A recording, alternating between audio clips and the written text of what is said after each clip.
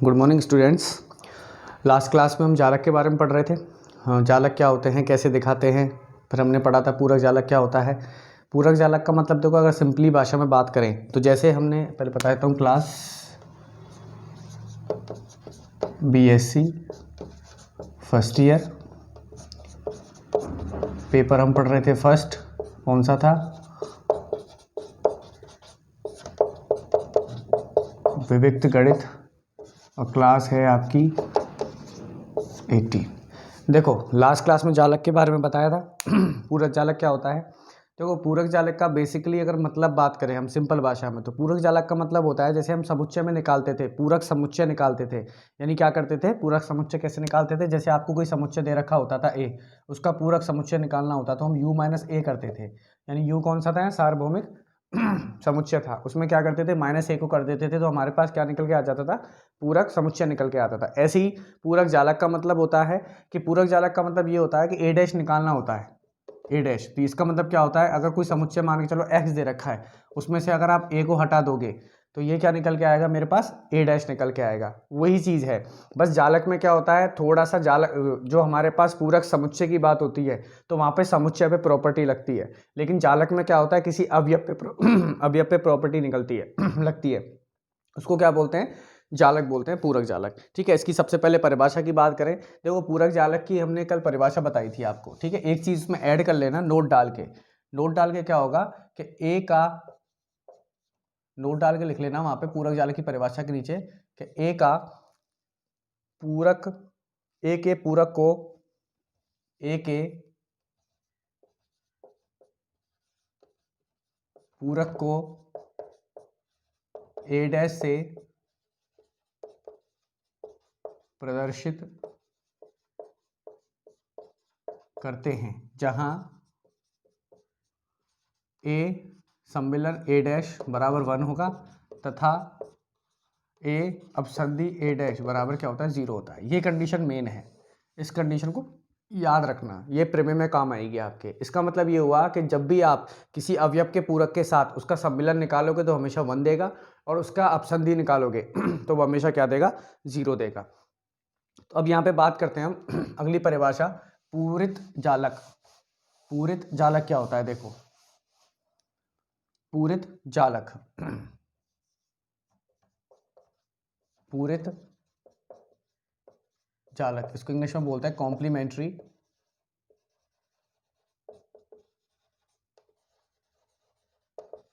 Lattice. देखो क्या होता है पूरित जालक, इसकी परिभाषा की बात करें परिभाषा ये कहती है कि परिबद्ध जालक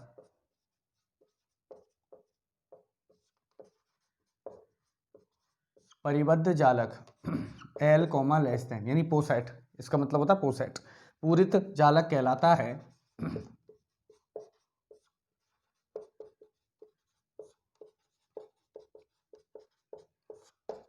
पूरित जालक कहलाता है यदि इसके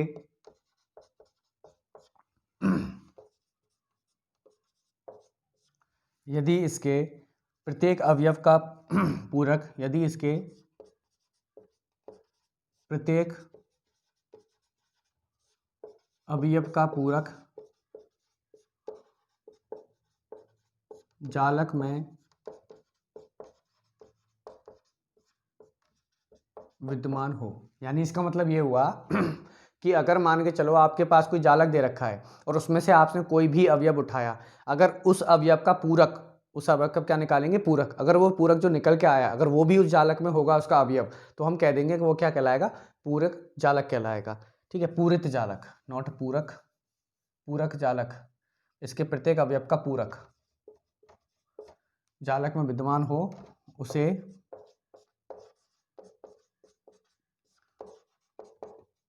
पूरित जालक कहते हैं। वो क्या कहते हैं, उसको पूरित जालक कहते हैं। ठीक है, अब उदाहरण की बात करें तो उदाहरण जैसे आपको दे रखा है जालक P x comma less than, ये आपको एक जालक दे रखा है। वो कह रहा है कि पी एक्स क्या है, पी एक्स का मतलब क्या हुआ, एक्स यहाँ पे समुच्चय है, उसका पॉवर सेट यानी घास समुच्चय, और ये क्या दे रखा, घास समुच्चय क्या है, एक पोसेट है। तो अब ये पता करना है कि ये पूरक जालक होगा या नहीं होगा, जहां x एक परिमित समुच्चय है, पूरक जालक कहलाएगा। ठीक है, अब पूरक जालक कैसे होगा तो हम देखते हैं। हमने मान के चला कोई अवयव लिया a, जिस किस में है, px में है, तो ठीक है px में है। अगर मैं a डैश निकालूं, a डैश का मतलब क्या हो जाएगा, x माइनस a, क्या हो जाएगा, x माइनस a, पूरक क्या हो जाएगा इसका, x माइनस a। अब मुझे पता है कि अगर हमें प्रॉपर्टी, मैंने आपको नोट लिखाया था कि a अपसंधि a करने पर 1 मिलना चाहिए हमें।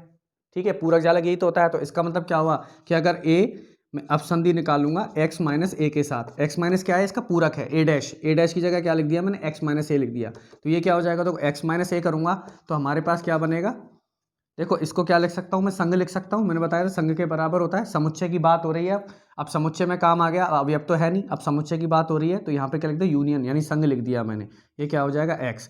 अब a यूनियन x क्या होगा, मेरे पास x होगा, जो किसके बराबर होगा, 1 के बराबर। ठीक है, ऐसे ही हम उसकी निकालेंगे कि अगर a अपसंधि किसके साथ, x माइनस a के साथ, तो क्या हो जाएगा ये अपसंधि है यूं करके। ठीक है, तो इंटरसेक्शन x, तो ये क्या हो जाएगा मेरे पास, फाई हो जाएगा। ये किसके बराबर होगा, 1 के बराबर। तो यानी ये मतलब क्या हुआ, हमारे पास px जो आया, हमारे पास क्या आया, एक पूरक जालक कहलाएगा। क्यों, क्योंकि हमारे पास क्या हुआ कि अगर किसी अवयव का उसके पूरक के साथ मैंने अगर उसका क्या निकाला, सम्मिलन निकाला, तो वो तो 1 मिल गया, और किसी और उस अवयव का उसके पूरक के साथ क्या निकाला, अपसंधि निकाला, तो क्या मिल गया, 0, सॉरी 0, फाई मतलब 0, यानी एक भी अवयव नहीं है, 0। ये बताया था मैं, पूरक जालक कब कहलाएगा कि अगर उस किसी अवयव के उसके पूरक के साथ अगर मैं सम्मिलन करूंगा तो 1 आना चाहिए, और अपसंधि करूंगा तो क्या आना चाहिए, 0 आना चाहिए। ये हमने दिखा दिया है। तो इसका मतलब क्या होगा, पी एक्स लेस देन क्या हो जाएगा, पोसेट क्या हो जाएगा हमारे पास, एक पूरक जालक कहलाएगा। ठीक है, ये होती है पूरक जालक की परिभाषा। अब एक प्रमेय हम करवा रहे हैं, बहुत इंपॉर्टेंट प्रमेय है, ध्यान से समझना उसको। वो प्रमेय में लिख रहा हूं, क्या होगी वो प्रमेय,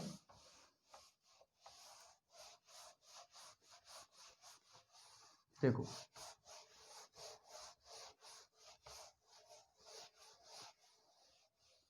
प्रमेय क्या कह रही है आपको, प्रमेय क्या कहती है कि माना L कॉमा दिस एक परिबद्ध जालक, एक परिबद्ध वंटनात्मक जालक है, एक परिबद्ध वंटनात्मक जालक है यदि अवयव A बिलोंग्स टू L का पूरक विद्यमान है, का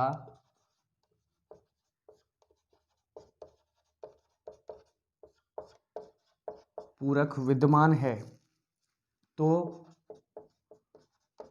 वह अद्वितीय है।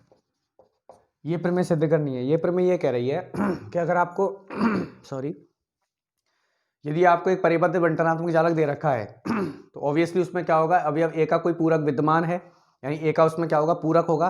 तो हमें ये सिद्ध करना है कि जो ए का पूरक आएगा वो अद्वितीय आएगा, यानी उसके अलावा कोई और पूरक इसका नहीं होगा। यानी मान के चलो ए अगर है तो उसका ए डैश जो पूरक होगा, ए डैश होगा उसका पूरक, ए डैश जो होगा वो क्या होगा, अद्वितीय होगा। इसका मतलब ए डैश के अलावा और कोई सा पूरक नहीं होगा।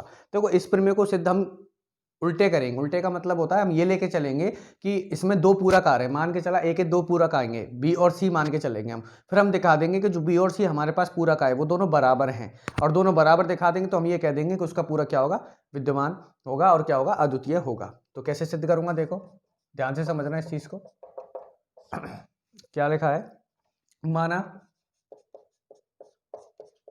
L लेस देन दिस एक बंटनात्मक परिबद्ध कहलाता है, एक बंटनात्मक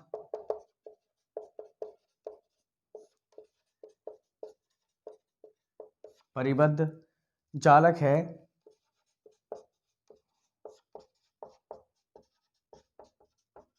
जिसके ऊपरी तथा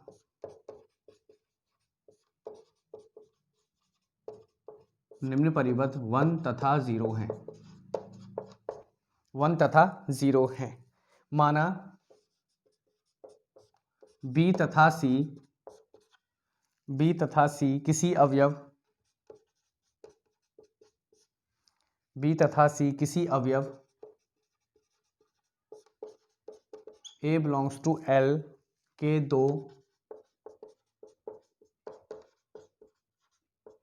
भिन्न भिन्न पूरक हैं। हमने क्या मान लिया, दो पूरक आएंगे, मान के चलो ए हमने एल में से लिया, उसके दो पूरक मान के चले अपने बी और सी। अब ये इसके पूरक हैं तो हमें पता है कि ए का मैं अगर अपसंधि सम्मेलन निकालूंगा बी के साथ तो वो 1 आएगा, तथा अपसंधि सॉरी ये क्या बना, सम्मेलन निकाला तो 1 आएगा, और उसके पूरक के साथ अपसंधि क्या आएगी, 0 आएगी। ऐसे ही ए के पूरक के साथ सी बराबर 1 आएगा, और ए सर्वनिष्ठ सी क्या आना चाहिए, 0 आना चाहिए। ये हमें पता है। अगर पूरक होंगे तो इस कंडीशन को सेटिस्फाई करेंगे, इस वाली को, दोनों को। अगर पूरक है तो इसका मतलब क्या हुआ कि ए बी के साथ अब सम्मेलन करूंगा तो 1 आएगा, और ए बी के साथ क्या करूंगा, अपसंधि करूंगा तो 0 आएगा। ऐसी सी भी इसका हमने एक पूरक माना है, तो इस कंडीशन को सी के साथ भी सेटिस्फाई करेगा। तो हमें पता है, अब हमें क्या करना है, बी बराबर सी हमें सिद्ध करना है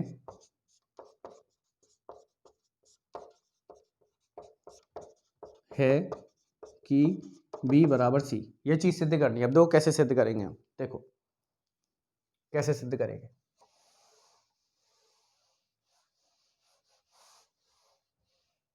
ये सिद्ध करना है मुझे, ठीक है। तो देखो कैसे करूंगा, यहां से b बराबर क्या लिख सकता हूं, v सम्मिलन 0, ये लिख सकता हूं मैं यहाँ से। b सम्मिलन 0 क्या होगा, v ही होगा, कि 0 के साथ यूनियन लोगे तो b आएगा हमारे पास, ठीक है।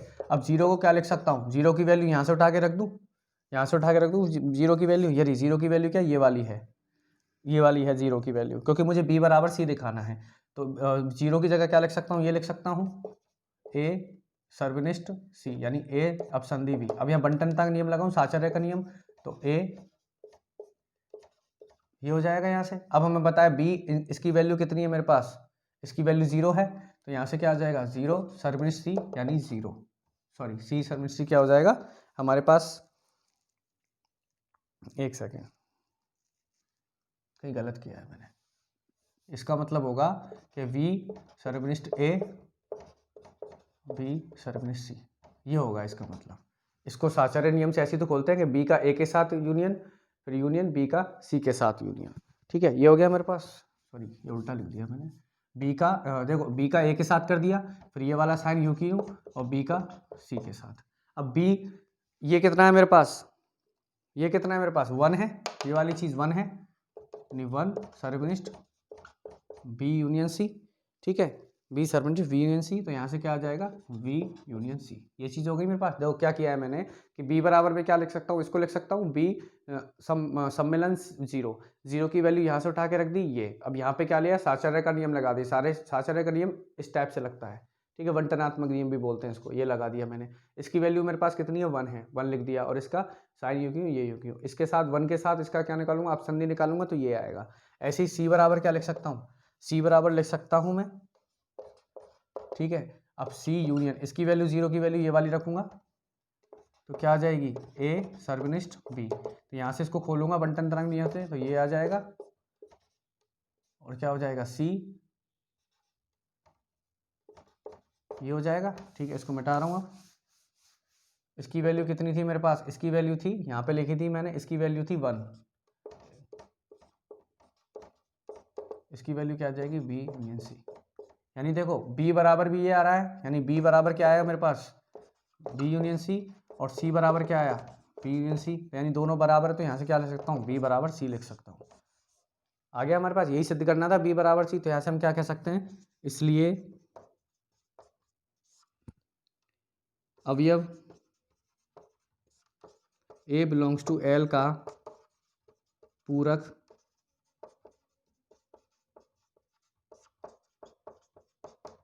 अद्वितीय होगा। ये प्रमेय बहुत अच्छी है, इसको समझ, बहुत इजी भी है, ज़्यादा कुछ है नहीं इसमें, बस साइन का खेल है, साइन को अच्छे से समझना, बाकी प्रमेय हो जाएगी, ठीक है। तो हमने इस प्रमेय को सिद्ध कर दिया कि अगर कोई भी अवयव होगा उसका पूरक अगर विद्यमान है जालक में, तो वो क्या होगा, हमारे पास अद्वितीय होगा, ठीक है। आगे बढ़ते हैं। अब देखो, अब एक प्रमेय और है आपके पास, द मार्गन नियम। आपको याद होगा द मार्गन नियम हमने समुच्चय में भी करी थी, उसी तरीके से इसमें है, बस साइन का फर्क है। दूसरी प्रमेय करवा रहा हूँ, द मार्गन नियम।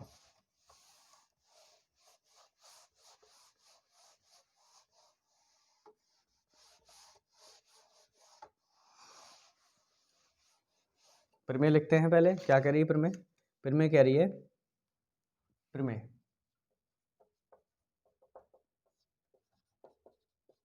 यदि दिस एक एवं बंटनात्मक पूरक जालक है, एक बंटनात्मक पूरक जालक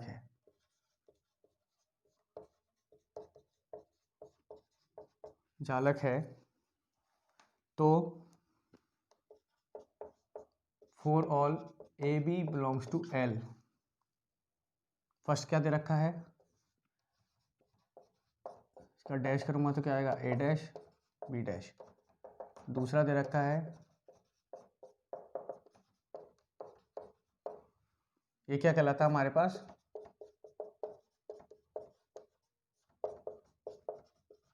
अब देखो पेपर में आपसे दो तरीके से क्वेश्चन पूछा जा सकता है। पहला आपको ऐसे स्टेटमेंट दे दे ये पूछ ले, या आपसे ये कह सकता है द मार्गन नियम को सिद्ध कीजिए। तो आपको ये दोनों याद रखने पड़ेंगे, ठीक है। इन दोनों को क्या रखना पड़ेगा, याद रखना पड़ेगा। वो या तो ऐसे दे देगा क्वेश्चन आपको, या फिर आपसे डायरेक्ट कह देगा द मार्गन नियम को सिद्ध कीजिए। तो पहला मैं सिद्ध करवा रहा हूँ, कैसे करेंगे। पहला क्या दे रखा है, ए,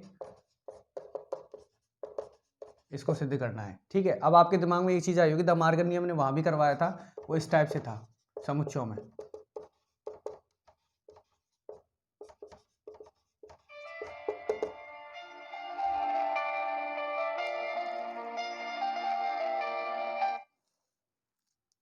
ठीक है, ये क्या हो जाएगा मेरे पास, इस टाइप से आपने देखा था। यहाँ पे क्या होता है हमारे पास, समुच्चयों में ये होता था द मार्ग नियम, सेम वही है, बस यहाँ पे साइन का फर्क है। संघों को क्या लिखते हैं यहाँ पे, ऐसे लिखते हैं, और सबलिस्ट को क्या लिखते हैं, ऐसे लिखते हैं। बस इतना फर्क है और कोई फर्क नहीं है, ठीक है। ये हो जाएगा हमारे पास। चलिए अब देखो इसको कैसे सिद्ध करेंगे, इस चीज़ को पहले को। तो हमें पता है कि क्या दे रखा है, बंटनात्मक नियम दे रखा है। तो पहला for all A B belongs to L के लिए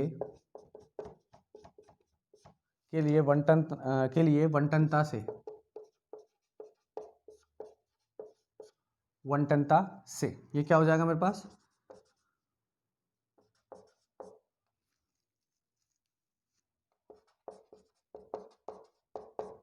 ये ले लिया मैंने, ठीक है। अब यहाँ पे साचार्य नियम लगाऊं मैं, ये हो जाएगा। देखो अब यहाँ पे क्या लगाऊंगा, साचार्य नियम लगाऊं। अब कई बच्चों के दिमाग में सर ये कहाँ से आया, देखो हमें इसको प्रूफ करना है, तो हमने क्या लिया, हमारे पास ये क्या आना चाहिए, हमारे पास देखो ये क्या हो, इसका पूरक हो गया, ये इसका क्या हो गया, पूरक हो गया। यानी पूरक, उसने बोला है कि बंटनात्मक पूरक जालक है, यानी उसका पूरक विद्यमान होगा। मान के चलो कोई अवयव होगा ये, उसका पूरक ये होगा, ठीक है। तो हमें क्या दिखाना है, इसको वन दिखाना है, क्योंकि हमें सॉरी संघ है, सम्मेलन है, सम्मेलन क्या होता है हमारे पास, वन दिखा, हमें इसको क्या दिखाना है, वन दिखाना है, ठीक है। कैसे दिखाऊंगा, देखो साचार्य नियम लगाऊंगा, ए का पहले इन दोनों के साथ, फिर बी का इन दोनों के साथ। तो ए का इन दोनों के साथ होगा तो A union A dash service B dash, एक तो ये हो गया, ये वाला साइन यू की यू, ठीक है, ये वाला। अब बी का करूंगा किसके साथ, बी यूनियन ए डैश, ये हो जाएगा यहाँ से इस टाइप से, ठीक है। अब इसका करूंगा तो क्या हो जाएगा, ए सम्मेलन ए डैश सेशन ए सम्मेलन बी डैश, ये हो गया। और इसका क्या हो जाएगा, बी सम्मेलन ए डैश बी सम्मेलन बी डैश, ये हो गया। हमें पता है ए सम्मेलन ए डैश क्या होता है, वन होता है। ये क्या हो जाएगा, ए यूनियन ऐसे, इसका भी हमें पता है क्या हो जाएगा, यही हो जाएगा। और इसका वी, इसका क्या होता है हमारा, वन होता है, क्योंकि उसके पूरक के साथ उसका सम्मेलन क्या होता है, हमेशा वन होता है। तो ये वन आ गया, ठीक है। तो यहाँ से आगे कैसे लिखूंगा मैं, देखो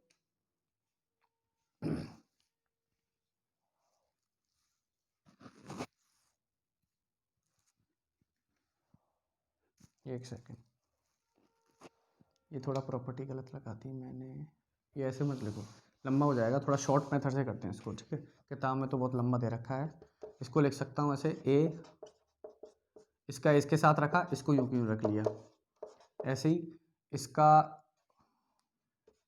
इसके साथ करूँगा और इसको यूं क्यों रख लिया। तो क्या हो जाएगा मेरे, इसका वन हो जाएगा,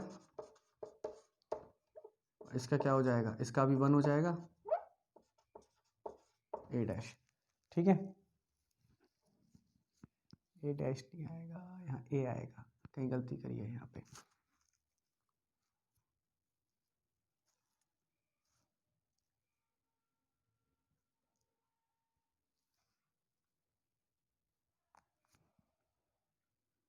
ए यूनियन बी का ए के साथ और ए यूनियन बी का बी डैश के साथ, या बी डैश आएगा ना, अब हुआ है ए इसका किया है, ए का इसके साथ किया, ये आ गया। अब बी का इसके साथ करूँगा मैं, इसका ए डैश के साथ, थोड़ा गलती हो गई इसमें, ऐसे करो इसको दोबारा। इसमें ये किया है कि ए का इसके साथ किया, ठीक है, ए का इसके साथ किया है हमने, तो फिर ये सर्वनिष्ठ ए यूनियन बी का बी डैश के साथ, ठीक है। अब देखो इसका क्या हो जाएगा,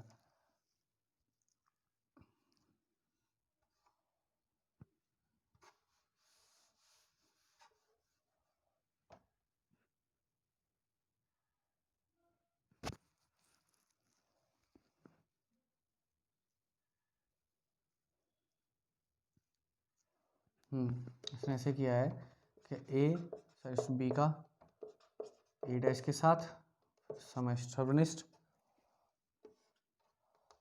ए यूनियन बी का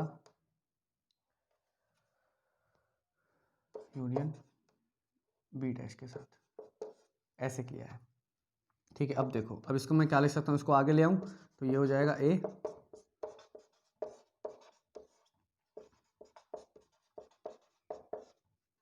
ये क्या हो जाएगा मेरे पास 1 हो जाएगा, बी डैश, इसका क्या हो जाएगा ए यूनियन, ये 1 हो जाएगा, सॉरी बी आएगा यहाँ पे, इसका 1 होगा, इसका बी हो जाएगा, तो यहाँ से क्या हो जाएगा ये वी इंटरसेक्शन ए, ये हो गया मेरे पास बी इंटरसेक्शन ए। ये क्या होता है हमारे पास, ये क्या हो जाएगा 1, ऐसे लिख लो। इसका क्या हो जाएगा ए के साथ 1 निकालूंगा तो 1 हो जाएगा, ठीक है, और इसका क्या हो जाएगा 1 हो जाएगा, तो ये क्या हो जाएगा 1 हो जाएगा। वही दिखाना था हमें, यहाँ पे क्या दिखाना था 1 दिखाना था, और हमने 1 दिखा दिया। ऐसे अब दूसरी साइड से लेंगे हम, दूसरी साइड से लेंगे तो देखो कैसे होगा ये। अब क्या करेंगे हम, इसमें लिखेंगे हम, अब सर्वनिष्ठ निकालेंगे, यानी ए सर्वनिष्ठ बी सर्वनिष्ठ ए डैश सर्वनिष्ठ बी डैश के साथ, ये क्या होना चाहिए हमारे पास 0 आना चाहिए, 0 आना चाहिए। तो क्या किया है मैंने कि एक ए सर्वनिष्ठ बी का किसके साथ निकालिए, सर्वनिष्ठ ए डैश के साथ, और फिर सर्वनिष्ठ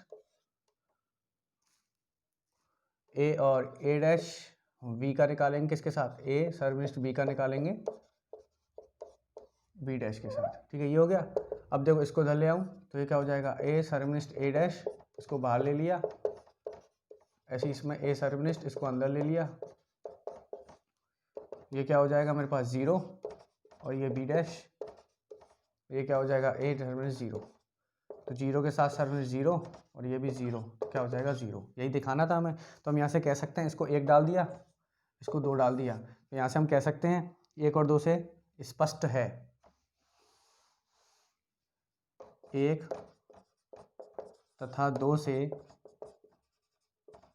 स्पष्ट है कि ए सर्वनिष्ठ बी का डैश बराबर क्या होगा, ये पहला क्या लिया था मैंने ए यूनियन, यानी ए यूनियन बी का डैश किसके बराबर होगा, ए डैश सर्वनिष्ठ बी डैश के साथ, ठीक है, ये दिखाना था। इसका पूरा क्या होगा, ये होगा। देखो इसको टोटल दोबारा समझाता हूँ कि आपसे ये पूछा गया था ये बराबर होगा, इसका मतलब क्या होगा, इसने ये कहा है कि इसका पूरक ये है, इसका पूरक ये है, हमें ये सिद्ध करना है इसका पूरक ये है। तो हमने क्या किया था कि इसका पूरक अगर ये होगा तो हमें पता है इसका इसके साथ अगर सम्मिलन निकालूंगा तो 1 आएगा, और इसका इसके साथ अपसंधि निकालूंगा तो 0 आएगा। तो वही हमने किया था, देखो अपसंधि निकाली इसकी इसके साथ, ये हमारे पास ए था और इसका ए डैश क्या है ये आया, तो हमने इसके साथ अपसंधि निकाली तो वो 0 दिखाई थी हमने, और इसका अगर हमने क्या निकाला था, इसके साथ सम्मिलन निकाला तो वो 1 दिखाया था। इसका मतलब हमारा जो पूरक क्या आएगा यही आएगा हमारे पास, तो हमने इसको सिद्ध किया है, ठीक है। तो ये हो गया हमारे पास पूरक। एक नियम आपको सेकंड वाला जो आपको लिखवाया था, जो सेकंड वाला आपको लिखवाया है वो आपको खुद को करके देखना है, ठीक है। डी मॉर्गन नियम का फर्स्ट पार्ट मैंने बता दिया है, सेकंड आपको करना है, ठीक है। तो यहाँ पे आपका क्या होता है, जालक खत्म होता है। ये लास्ट प्रमेय थी जालक की, और बहुत इंपॉर्टेंट प्रमेय दोनों मैंने आज करवाई हैं, दोनों को ढंग से समझ लेना, कर लेना, ईजी हैं दोनों। अगर आपको नहीं आता है तो कल मैं कॉलेज आऊँगा, आप कॉलेज में मेरे से पूछने आ जाना, ठीक है। वहाँ पर और अच्छे से मैं समझा दूंगा, क्योंकि ऑनलाइन यहाँ पे रिकॉर्ड करके समझाने में थोड़ा मेरा भी टाइम वेस्ट होता है और आपके समझ में भी नहीं आता। तो आप कॉलेज आ जाना, वहाँ मैं आपको समझा दूंगा। बाकी बहुत इजी हैं दोनों प्रमेय, बहुत इंपॉर्टेंट हैं, बहुत बार पेपर में आई हुई हैं, तो ढंग से समझ लेना दोनों प्रमेय को। पहले भी करवाई थी, एक जो लास्ट वाली प्रमेय वो एक, और एक ये वाली प्रमेय डी मॉर्गन नियम, सेकंड पार्ट इसका मैं छोड़ रहा हूँ, वो आप खुद करके देखना, बस यही करना है। उसमें क्या करना था कि पूरक दिखाना था इसको पूरक दिखाने के लिए मैं क्या करूँगा, मुझे पता है अगर इसका ये पूरक होगा तो इसका अपसंधि इसके साथ क्या आएगी, 0 आएगी, और सम्मिलन निकालूंगा इसके साथ तो क्या आएगा, 1 आएगा। वो दोनों चीज़ दिखा दी, सम्मिलन निकाला था तो 1 दिखाया था, और अपसंधि निकाली इसके साथ तो वो क्या है, 0 आ गई। तो इसका मतलब क्या होगा, ये प्रूफ हो गया कि इसका क्या होगा, ये पूरक होगा। ठीक है, ये याद रखना। ओके, नेक्स्ट क्लास में हम स्टार्ट करेंगे फलन। आपका लास्ट टॉपिक है फर्स्ट यूनिट का फलन, लास्ट टॉपिक है आपका फलन। ये या 2 या 3 दिन में ये फलन चलेगा, फिर आपका ये फलन कंप्लीट हो जाए, उसके बाद आपकी 1 यूनिट कंप्लीट हो जाएगी। ठीक है, यहाँ पे आपका जालक खत्म हो गया, कल से हम स्टार्ट करेंगे फलन। आज की क्लास में यही खत्म करता हूँ। Thank you.